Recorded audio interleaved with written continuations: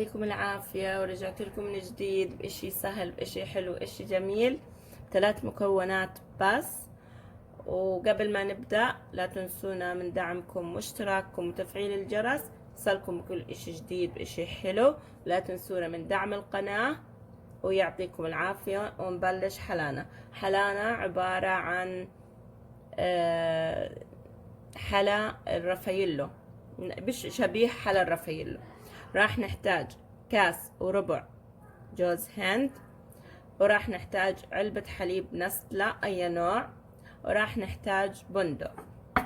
راح الحين نحط كاس وربع جوز هند بالأكواب المعيارية. راح أحط هذا الكاس وراح أحط هذا الربع. هيك حطيت كاس وربع.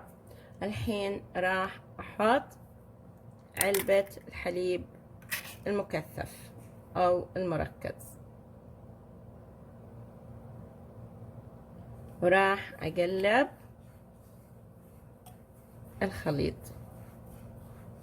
لما أصل لقوام عجينة متماسكة. راح الحين أعجن باليد.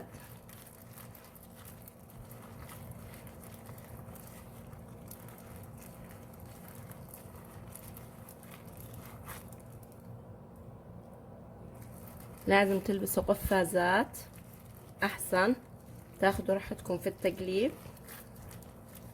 شايفين؟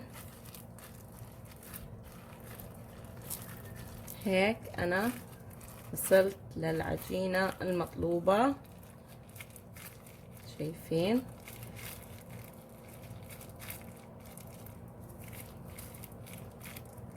ما بتلزق. راح اتركها الحين 10 دقايق، اغطيها بس يتشارب الجوز الهند الحليب المركز. هذا سر من اسرار نجاحها، لازم نتركها ترتاح 10 دقايق. اذا حابين قللوا الكمية، حطوا نص علبة حليب نستلة على كاسة جوز هند. هيك بعد ما مر عليها 10 دقايق راح نبدأ نكورها. بس أهم حاجة في الموضوع ادهنوا كف اليد بزيت. ليش؟ عشان نتجنب انها تلزق. هي ما راح تلزق بس برضو احتياطا.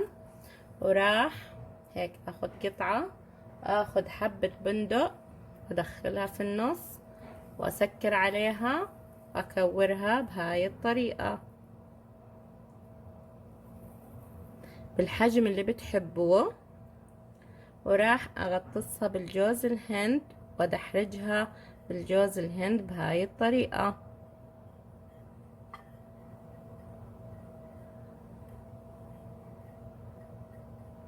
شايفين؟ جميلة جمال لا يوصف. راح احطها بورقة، احطها بهاي الطريقة. انا عندي علبة رافاييلو حطيتها فيها. راح اعمل باقي الكمية وارجع لكم. هيك شايفين الجمال؟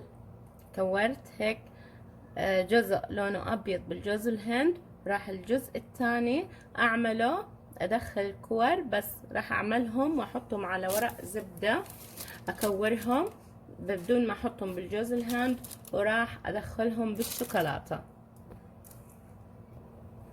الحين نفس الحكاية، راح اعملهم هيك، ادخل فيها حبة بندق واكورها بس واحطها على ورقة الزبدة. اكرر نفس الحكاية، حبة بندق في النص، سكر عليها واكورها واخلص باقي الكمية وارجع لكم. هيك كورتهم، وراح الحين اسيح شوكولاتة بنية. اوريكم الطريقة شو راح نعمل. بس اهم حاجة بالرافاييلو لتضمنوا نجاح الطريقة، لان العلب تختلف مقاساتها. علب حليب النسلة تضمنوا نجاح الرافاييلو.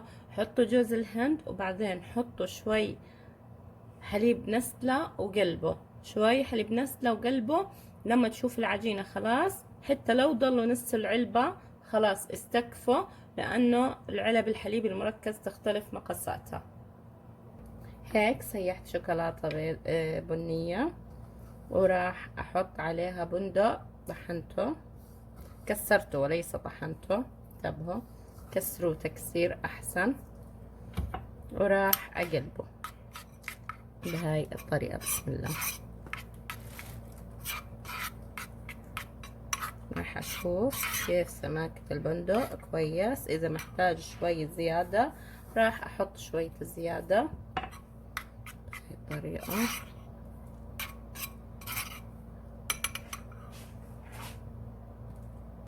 والحين راح أدخل حبات الرافاييلو اللي عملتهم بهاي الطريقة، وراح أطلعها وأحطها على ورقة الزبدة. أخذ حبة تانية بهاي الطريقة،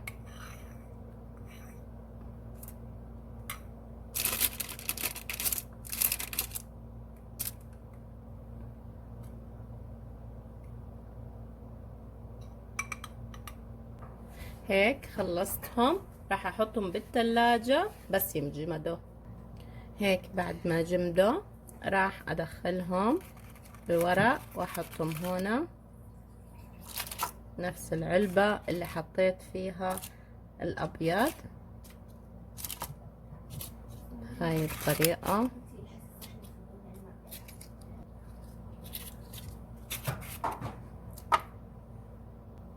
هيك خلصنا الرافاييلو. اشي بجنن، اشي خيال، فعلا فعلا فعلا يستحق التجربة. وهيك انهي حلقتي معاكم بتذوق حبة من حبات الرافاييلو. هيك شايفين ما شاء الله، جد جد كانها رافاييلو من المحل. ويعطيكم العافية.